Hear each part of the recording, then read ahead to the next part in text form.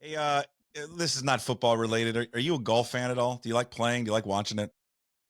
So I played when I was a teenager, and was okay, and then kind of went away from it and did other things, and I've never gone back to it. It is it's on my bucket list to learn to play golf properly Okay. and competently get around a course. But I take an interest in it. I will definitely watch the final day of the Masters.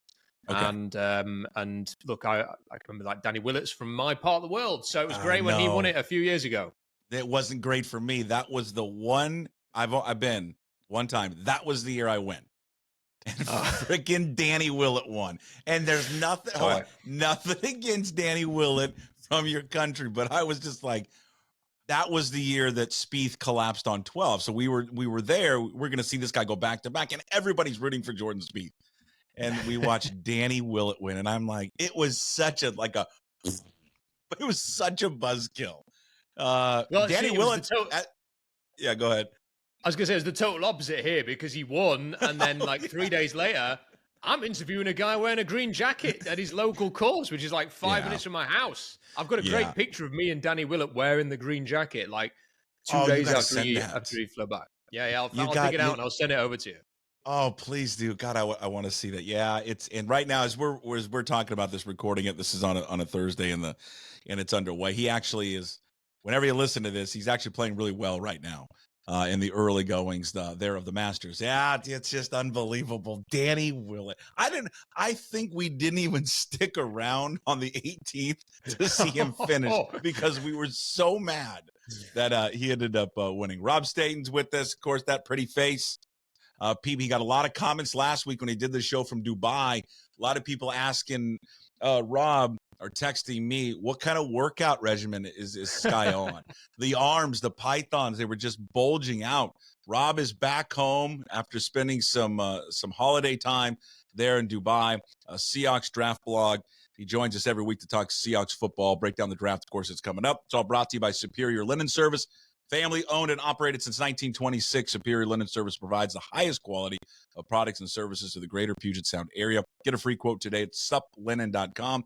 Give them a call at 253 383 2636. So, was it a holiday for you? I mean, you still had to work. You jumped on this show for some reason, but are you able to kind of decompress and get away, or is your mind still going all things Seahawks NFL draft coming up?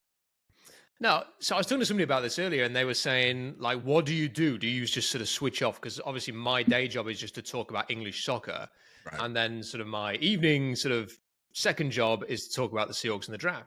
And because they are like my main interests in life anyway, I don't really want to switch off. So kind of when Yeah. we go away, spend time with the family. But as soon as the kids are asleep, I enjoy writing. Like it's my thing. So Yeah. we're in the room. We've got to be there with the kids anyway.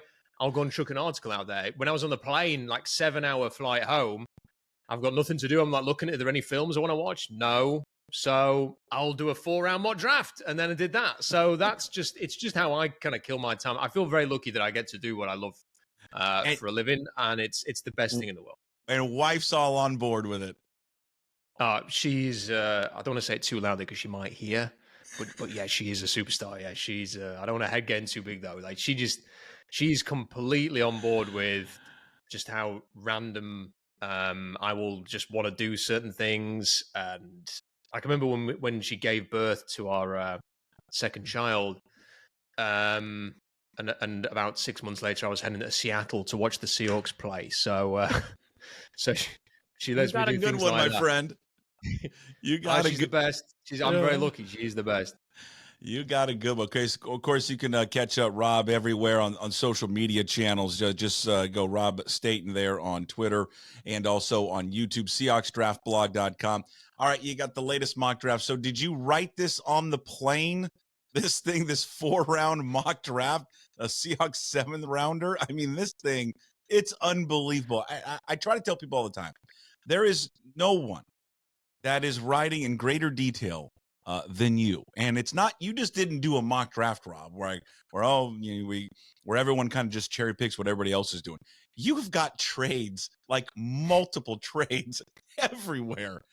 This is incredible. How long did it take you to write this whole thing?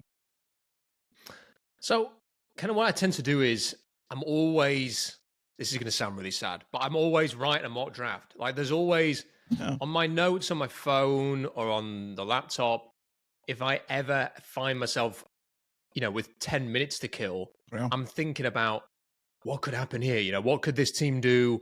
You know, could the Vikings maybe stick and do something a little bit different than everybody's thinking? Just trying to think of different scenarios because it's always kind of like fluttering around in my mind. What's going to happen in the draft? Yeah. What are the Seahawks going to do? What are the other teams going to do? And it kind of just helps me sort of feed that beast a little bit by sort of doing mock drafts. And then on the plane, I didn't intend to do a 4-round mock draft. I just kind of sat there, like say, if there was a great film, I would have watched a great film. It's not a great time for films, I don't think. So there was just nothing that I wanted to watch.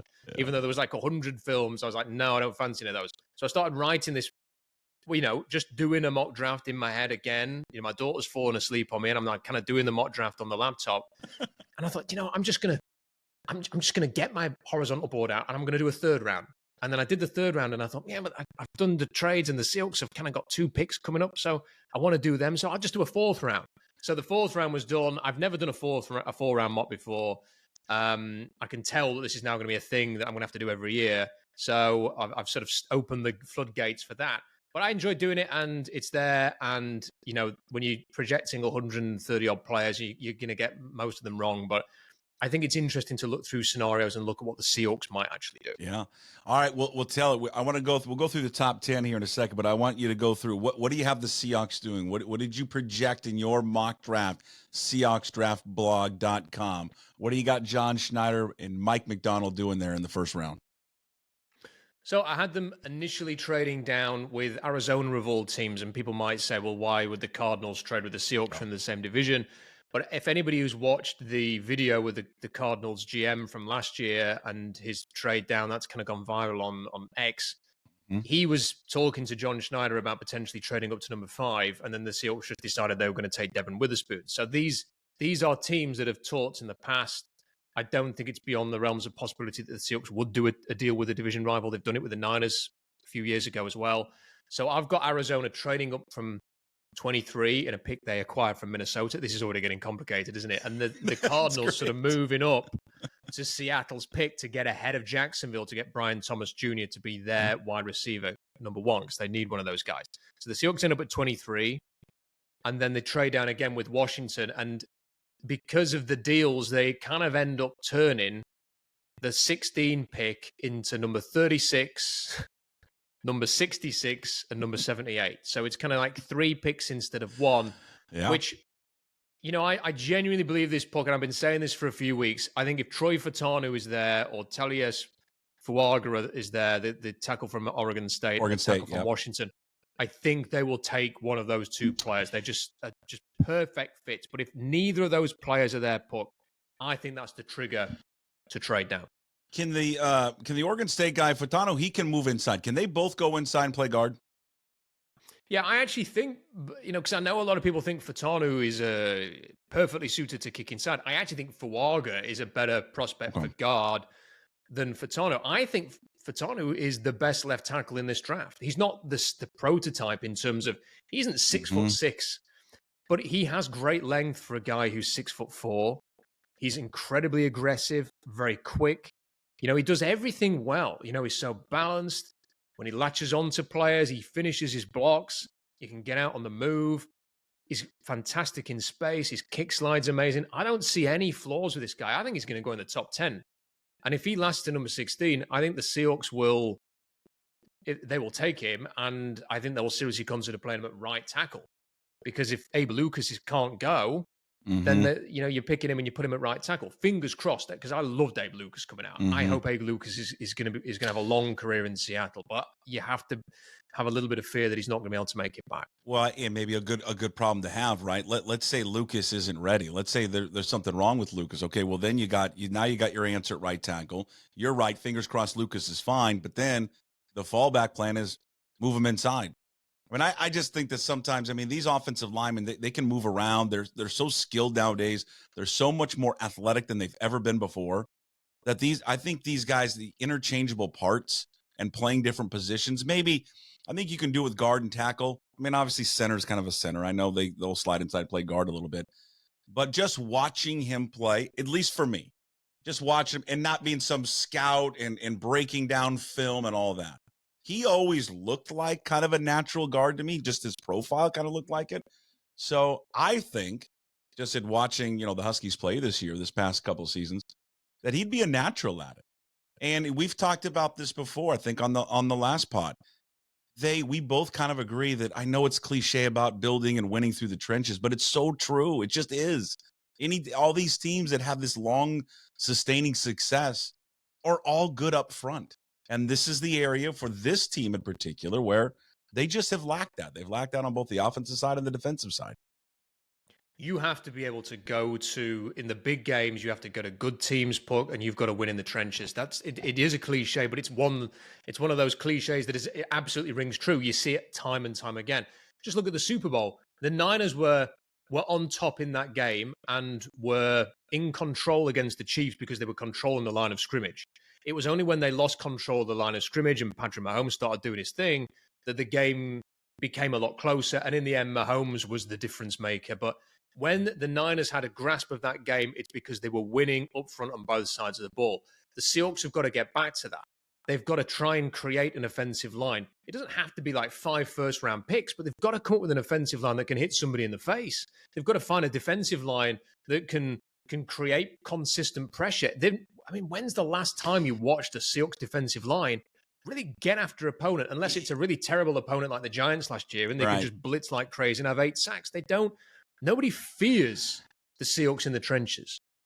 Yeah, and I think it gets back to, can they, like on the defensive side, right? Can they get pressure, like consistent pressure at the quarterback without having to send people? I mean, that to me, that's the difference maker with the great teams and the good teams. I mean, the good teams, they've got to send extra guys to get after the quarterback. The great teams don't have to do that. I mean, they'll do it once in a while, but the really great ones who are great up front, they just got studs who can beat their guy one-on-one. And then on the flip side, offensively, the one thing that I go back to the Super Bowl year is they have just for a long time have been missing on the offensive line front. I think Cross has it. Lucas has it, but maybe Lewis a little bit. Just an attitude and aggressiveness, of physicality that they just want to drive you into the ground. And Fatano, he's got that. I mean, that dude has got that. That is his MO. And I think that's what's been lacking. When you mentioned going into a hostile environment, when it's 3rd and 1 or 3rd and 2, and I want the quarterback, I want Geno Smith to come in the huddle and say, we're going to blow their ass off the line. We need 2 yards. Can we do it? And the offensive line's like, yeah, break the huddle. Let's go kick their ass. And they've been missing that. It's been too finesse and too soft. And I hope, with they improving that line, if they can in this draft, Rob. And also, I think the addition of Scott Huff. We talk about Ryan Grubb. I think we've talked a lot about Mike McDonald and all these new guys. I bet you we'll look back on this, if this is a success, this new regime. And I think the sneaky best hire will be Scott Huff, the offensive line coach. Yeah, I tend to agree with that. And I think the point that you make about when it's 3rd and 1, I just can't help but think back to that Dallas game last year, which was really close. And I think they had 3rd and 1 and 4th and 1, and they're trying to make tricky little plays, like where we're going to have we're going to leave this guy, we're going to leave Micah Parsons unblocked, whatever it was, and try and throw it. And it's like, you're trying to deceive opponents here.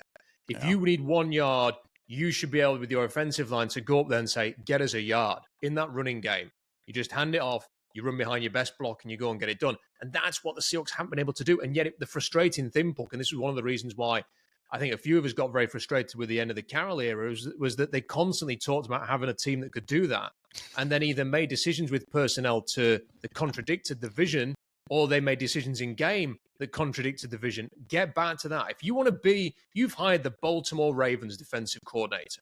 You were stealing from the Harbaugh tree. Do what they would do. Build this team the way that they're going to build this team. The 4-round mock that I did was with that in mind. Get back to sort of building your trenches on both sides of the ball, trying to create a physical, violent football team. That's the kind of football I want to watch as well. I want to watch the quarterback throw it around and be fantastic. If you can get a legendary quarterback who can come and lead this team to a Super Bowl, amazing. But I also want to see a degree of violence there. I want to see I want teams to come to Seattle and hate every second that they're on that field. It used to happen every year. And now I think teams kind of come in. It's a bit of a party for them. They get the cigars out at the end. It's been too easy for teams to come to Seattle. They've got to get back to that. Nobody wants to play us. Everybody fears us. And right now, it's hard to sort of look at any facet of this team and go, there is an opponent out there that will be terrified of playing the Seahawks because they can do this. They need to find what their identity is. Rob Staton, again, it's brought to you by Superior Linen Service. Rob joins us every week talking Seahawks and talking NFL. Of course, the draft is right around the corner. So on his mock draft that he just did, SeahawksDraftBlog.com, please go read it. Also, we're gonna touch base on the guest column written by Curtis Allen. I want to get to that here in a second.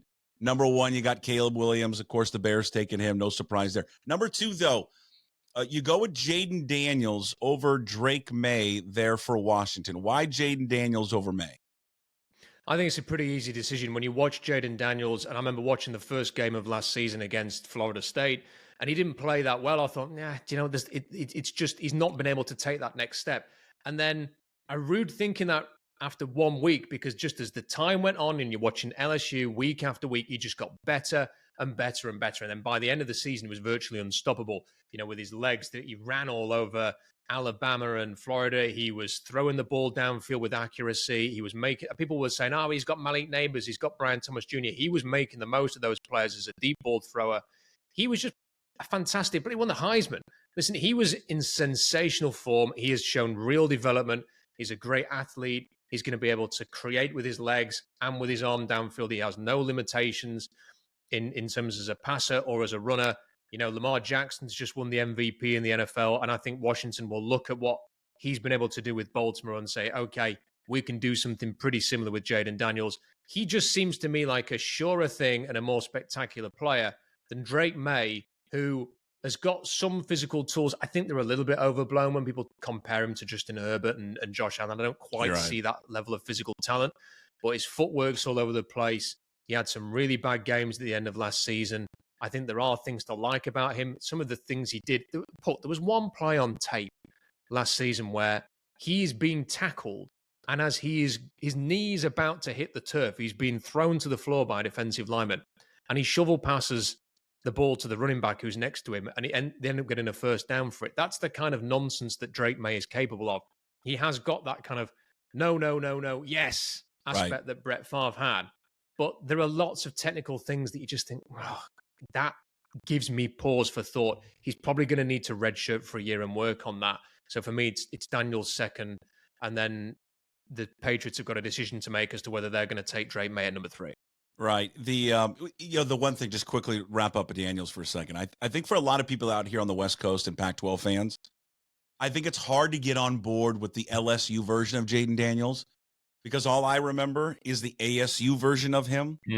And when I watched the ASU version, I'm like, no, he wasn't even he was like the 6th quarterback, maybe the 7th quarterback in the conference. And so when there was this debate with the Heisman this year with him and Penix, I'm like, dude, Penix is so much better. But I'm also biased, and my vision is of the ASU version, not the LSU version of what Jaden Daniels turned into. And I think you bring up a great point. I think his improvement from when he left ASU and then in his 2 years with LSU has just been remarkable. And he's made himself a hell of a player that now is going to likely be, the 2nd overall pick, 3rd overall pick. I mean, top 5, obviously.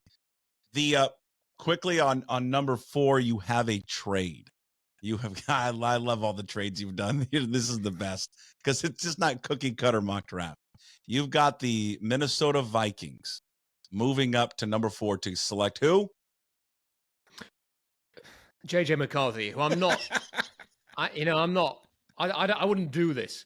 And listen, Puck, in the last mock draft that I did, I pitched a different scenario, and I want to throw this out there because then if it happens, I'll look great. And if it doesn't come off, no one will remember this. We'll praise you for anything you get right. We ignore anything that anybody else gets wrong all the time. That's what we do here. So I just wonder a little bit whether, because initially it seemed obvious, they've gone and got the 23rd pick off Houston because they want to trade up, Puck. I just wonder, is there any possibility that they could have a different quarterback in mind? And I get this. There's a bit of a rumbling out there that they really like Byron Murphy. They had him in, the defensive tackle from Texas, for a meeting this week. Are they better off spending 3 first-round picks on JJ McCarthy or spending on 3 first-round picks to make sure they get Michael Penix and Byron Murphy? For me, it'd be a no-brainer to come away with Penix and Murphy and making sure that you get those 2 players with your 2 picks. And if you have to give up next year's first, so be it. Then giving up 3 first-round picks for JJ McCarthy, who is a major question mark. Yeah. And people have forgotten about all of those question marks because the intangibles are so good. But it looks as if he's going to go 4th overall. So good luck to him. You know, it's weird. I think with him, I think the version of you that you see of him, like in the playoff games and all the games this year, right? They never really leaned on him all that much. Fantastic offensive line, running game, defense superior. And there was never like, well, maybe there was one for you. I'm just trying to think back on the Michigan games. I don't ever remember like a wow moment or the JJ. They always say the Heisman moment. I remember the JJ McCarthy Heisman moment. Again, Michigan fans watching or listening to this right now are like, well, I can give you 15 of them. But again, just maybe in my limited viewing of them, I don't remember that moment. But I mean, you know, you hear about everything. The teammates love him, the leadership qualities. I mean, I'll be honest with you. I think as his stock rises, I think the way he looks and acts, he's very charismatic. The smile, he's got the quarterback look, right? Guy comes off the bus, he looks like the quarterback. I think some of that plays into this a little bit with McCarthy, but we shall see. Maybe Rob, that he is a really good quarterback, and it's just that Harbaugh and Michigan didn't hand over the offense to him because they just thought, hey, we're just so dominant running the game. We don't need him to be like this. Maybe it's a comp. I know maybe they're 2 separate players, but remember Herbert in college. Like Herbert in college didn't do a lot now because Cristobal just ran the ball all the time. I don't know if that's a fair comp because they don't play the same way, but maybe the play calling just kind of dictated what they wanted to do. It's undoubtedly true that they never truly felt they had to put a game on him. Yeah. The only thing is if the Vikings were 4th overall and they took a chance on him, I think you could say, well, why not? You take a chance on him 4th overall, whatever. It's a bit rich for my liking, but you take him. It's the fact that you are mortgaging your next draft as well. You're spending 3 first-round picks on the guy. That's what makes me worry. It's not so much about taking a chance on him. It's if I'm spending 3 first-round picks on a guy, I want to have seen him in college win a game of football off his arm, and we haven't seen that. Yeah. You got Rome Odunze going number 6. Odunze is just fantastic. I mean, I just love everything about Rome Odunze. He's just, I mean, Marvin Harrison's great too, but there's just something different about Odunze. And of course, we're probably biased out here just because we watch him a little bit more. I'll quickly go down. 13, Michael Penix going to Las Vegas. I love this fit for him. I love it because you'd mentioned Minnesota as well, potentially. I love Michael Penix going to a spot where he's indoors. Fast track, doesn't have to deal with the weather, and just can let the ball fly everywhere. So I like that fit with the Raiders. Well, it'd be great for him because, like you say, he gets to go indoors.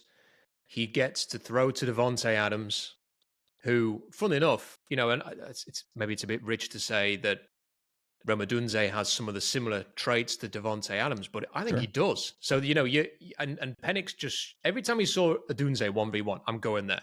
Yeah. Devontae Adams would love playing with this guy. And then, you know, I think it would be a really good fit. You know, they do have some pieces on defense as well. So I think it'd be a fantastic fit for him. And I don't think he's going to get, I think he's going to go in the top 15. I think one way or another, Penix is going to be off the board by the time Seattle's on the clock. Yeah. What do you want out of this draft? Like, and I guess I can even answer it. And I guess fans can answer this as well. If you're watching on YouTube, you can leave a comment below. What do you want out of this in order to get them out of this rut that they've been in here the last few years? I want to come out of this draft feeling like they may have found, it's not even about the first pick for me. I want to see them come out of this draft with a handful of players that I think, okay, this is not just padding the roster out. These are players that can be contributors. And I know it's easy to say, oh, well, nobody thought that about Richard Sherman, or nobody thought that about Cam Chancellor or whatever back in the day. But I kind of feel that's the type of thing the Seahawks need to do now. They've had 2 really decent drafts in the last 2 years with all of this stock from the Russell Wilson trade. And it doesn't feel like it's tilted the Seahawks towards being any more of a contender than they were. They've kind of just added a bunch of decent players. I want to see them go and find somebody in the 3rd round or the 4th round, like when the Raiders went and got Max Crosby in the 4th round. Somebody who you get and you bring him in like you did with Sherman and Cam and people like that, and Russell Wilson, who end up being top players for you, and you've not necessarily had to take them in the 1st round. That's what I want to see. That's my real hope from this draft. But also, I just want to see a nastiness and an edge to the Seahawks. I want them to build up the trenches. I've kind of accepted that they're not going to find where they're picking the quarterback of the future in this draft. So my next big thing, Puck, is to just come out of it feeling like the Seahawks have taken a step forward, and that may be sticking and picking and just taking someone who is that good up front, who the rest of the NFC West are going to go, And I love the idea of getting a defensive lineman who could do that right at the same time that the Niners have lost Eric Armstead and the Rams have lost Aaron Donald. Can the Seahawks be the team that has the great defensive line in this division moving forward? I'd love to sort of see that as the identity of Mike McDonald's Seahawks. Amazing D-line, taking control of the line of scrimmage moving forward. I'd love to see that, but I do think that their focus, it may be on the offensive line just because they've not done as much there. In Rob's latest mock draft, up again at SeahawksDraftBlog.com, where again we're going to mention all these players. So when they do draft these guys, we circle back around, and Rob gets a bonus for every one of these guys that he hits. Now, if he doesn't hit them, we don't mention it again. We bypass it and we move on. 3rd round, tell me about Christian Haynes, the guard out of Connecticut. You don't see a lot of guys coming out of Connecticut. You know what I mean? You don't. And there was something really good with him is I actually went and watched UConn against Michigan last year. And they lost, I think it was something like 57-0. And this guy, they were like Is Morris still the coach there? Yes. Okay. They were 42-0 down at the end of the 3rd quarter. And Christian Haynes is still playing that game like it's 6-all. And I just love that about him. And that's how he was. Physical, aggressive, set the tone up front, good on the move. An athlete. I think he ran like a 5.03. He's explosive. Had a good jump in the broad of the vertical. I can't remember which one it was. One of them was better than the other. He went to the Senior Bowl, put on a good showing. I just think he is a plug and play guard who has got all of the characteristics that you want in a really good offensive lineman. And there's going to be a run on the guard position at the end of the 2nd and the start of the 3rd, where Cooper Beebe's going to go, Christian Haynes is going to go, Dominic Pooney at Kansas is going to go, and I think Zach Zinter will go in that range from Michigan as well. I think it's really important if the Seahawks want to get a guard without necessarily having to go 1st round, Puck, or drafting anybody to kick inside, they've got to get a pick between 65 and 75 to make sure that they get one of those guys, and that means trading down from number 16. There's in all this scenario that Rob's done, there's a bunch of trades. So they've acquired picks in his mock draft. So like 3, I think it's 3 in the 3rd round. You got Theo Johnson, the tight end out of Penn State, 78th, and then the 81st one. Let's talk about Dom Hampton, a safety out of Washington. Why do you think that if they were to go safety route and Hampton is it? Why do you think Hampton would fit in what McDonald likes to do with his system? I like this pick a lot for the Seahawks, and I think there's a decent chance that they're going to end up taking him, because when you look at McDonald's defense, it is about having players who can line up in many different spots, and you never know what they're going to do on defense. He played a load of deep safety snaps last year. He played a lot in the slot. He can play in the box. He even took some snaps at cornerback.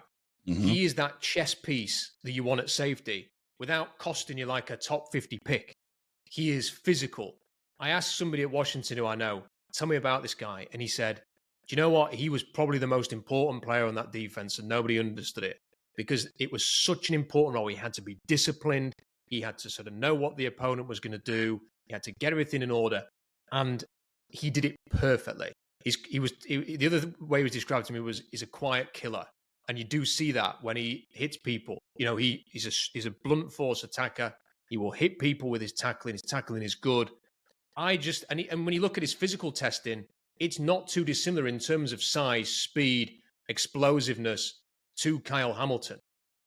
I think the Seahawks are going to need to get somebody like that for this defense to do what Baltimore did.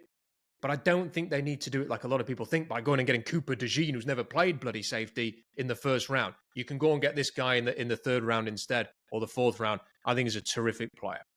Let's talk about the piece that you have up there also at SeahawksDraftBlog.com, a guest piece, Curtis Allen, who wrote that, not the former Washington basketball player and assistant coach, a different Curtis Allen. And he wrote up there about, and the title of it was, hey, this isn't the time to draft a quarterback. Like, I'm happy if they pass on a quarterback. They shouldn't do it. And why? Well, actually, the piece really is, shouldn't draft a quarterback and maybe why they should. He gives two different opinions on it. Where do you stand on them potentially drafting a quarterback in this year's draft? Look, until they have somebody that we can refer to as the guy, they have to try and find the guy. They have to, and this is why I think they've had Bo Nix and Spencer Rattler in this week, the two quarterbacks who may be available to them depending on what they do. Right. You have to know what every class is offering, and you have to turn over every stone until you find the franchise quarterback. I know there are always teams, and people will always say, well, what about Nick Foles and the Eagles? And what about the fact that Brock Purdy, right? You haven't got Kyle Shanahan, so forget about finding Brock Purdy in the 7th round. Mm-hmm. You are going to have to draft at some point somebody who can get you into a battle with another great quarterback and win that game with a fourth quarter throw or a drive, or whatever it is, to get the job done. They've got to find essentially what they had when they were winning the Super Bowl, which was they have to find their next Russell Wilson. So they've got to try and do it. If that player is available to them, whether it's at 16, 81, day 3, take that guy. You can't go, oh, well, they've already traded for Sam Howell. Somebody sent me a message saying they can't draft a quarterback because they've kept Geno and they've traded for Sam Howell, so that's it now. If John Schneider sees a quarterback that he loves, there's absolutely no way he's going to go, but we've got Sam Howell. He's going to draft that guy, and so he should. That is the number one need for this team until they address it. And if you can't address it, then you look at the trenches and you move and focus on that. But they have got to draft a quarterback this year or next. Yeah, I just don't want them to – I don't want them to feel – I'm with you. I want them to get a quarterback. They've got to find a quarterback for the future. I don't want them to sit there and make like some type of mistake maybe in this year's draft where like, oh, we've got to do it. I've always wanted to do it, and Pete Carroll didn't let me draft a guy, and then now I'm going to grab this guy in the whatever round. And then they're like, well, maybe that wasn't really the good fit. I mean, it's got to be – and I know this sounds stupid because, obviously. But it's got to be the right guy, and it's got to be the right fit. And it just can't be making a pick just for the sake of we need to draft a quarterback. But I'm with you. I think we're all in agreement. I think most Seahawks fans are in agreement that they need to find a quarterback of the future for this football team. All right. Before we let you go, we have 2 weeks, for the draft. Next week, we'll hit the draft even harder with you. Let everybody know, what do you got up at SeahawksDraftBlog.com right now? What are you working on? What's up there now? What's in the future? So as you mentioned, the 4th round mock draft's on there. I've got some interesting interviews lined up, and we're hoping, I might have mentioned this, we're hoping to have a conversation with Troy Fatanu this week. So that's going to be up on the channel, on YouTube, and on the blog. So looking forward to that. But I mean, it just ramps up now. So I'll try and find out things. I will try and talk to different people. We'll get guests on as like insiders who are guests to come on and tell us what they're hearing, and then just a whole bunch of articles sort of reviewing it. I'll finish off a final horizontal board. Listen, the next 2 weeks are the busiest on the blog, so I'll just be there. SeahawksDraftBlog.com. Make sure you don't miss any of this because we're on the home stretch. We've got 2 weeks to go. He's the best. Go read all of his work, SeahawksDraftBlog.com. Check his YouTube page out at Rob Staton. Follow him on social media at Rob Staton. He joins us every week, every Thursday, brought to you by Superior Linen Service. All right, Rob, until next week. We'll talk to you then. Thanks, man. All right, there he is, Rob Staton, and that will be up later. Mike Garafolo also coming up later here at PuckSports.com. We'll talk to you soon, and as always, we promise to be better. no shoes, no dice. Would anybody like to smoke some pot? Yeah. I was born to love you. I was born to lick your face. I was born to rub you. But you were born to rub me first. What do you need my address for? We'd like to send out a mailer. Mother of mercy, I don't speak Japanese!